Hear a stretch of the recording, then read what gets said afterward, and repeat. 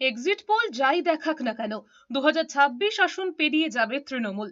Video বার্তায় দাবি করেছেন মমতা বন্দ্যোপাধ্যায়। বিভিন্ন সংবাদ মাধ্যমে এক্সিট পোল নিয়ে সোশ্যাল মিডিয়ায় সরব হয়েছেন তৃণমূল নেত্রী। ভিডিও বার্তায় মমতা বন্দ্যোপাধ্যায় দাবি করেছেন বিজেপি টাকা দিয়ে বিভিন্ন সংবাদ মাধ্যমকে সমীক্ষার ফল দেখাতে বাধ্য করেছে। মমতা বন্দ্যোপাধ্যায়ের দাবি তৃণমূল 226 আসনে জিতবে বলে আশাবাদী তিনি। বাংলাকে জব্দ করতে গিয়ে নিজেরাই ভোট বাক্সে জব্দ হয়ে গিয়েছে।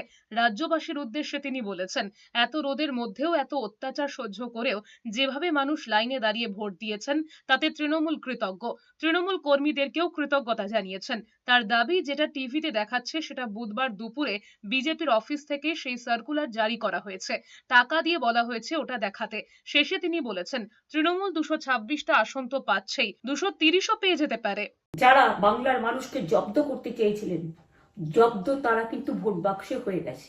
আমি আপনাদের নিশ্চিন্ত করে বলতে চাই, যেটা টিভিতে দেখাচ্ছে এটা বিজেপি অফিস থেকে কালকে বেলা 1:08 সার্কুলেট করেছে এবং টাকা দিয়ে বলেছে যাতে এটা দেখানো হয়। আমরা 230ও পেয়ে যেতে পারি, 226 ক্রস করবো 2026-এ। মানুষ যে বিপুলভাবে ভোট দিয়েছে, আমার তাদের প্রতি পুরো ভরসা, বিশ্বাস, আস্থা আছে।